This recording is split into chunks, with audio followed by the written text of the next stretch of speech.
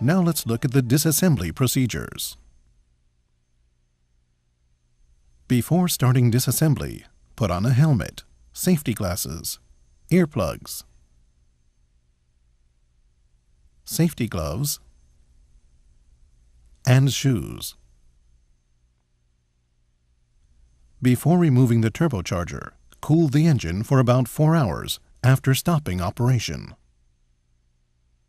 First, measure the exhaust flexible joint.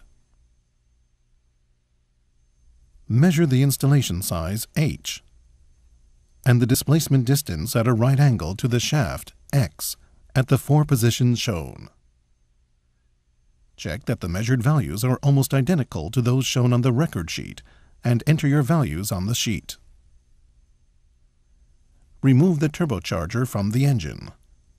The cover is best removed too, to make it easier to remove the turbocharger. Remove the bolt at the exhaust inlet, the bolt at the exhaust outlet, and the installation foot bolt.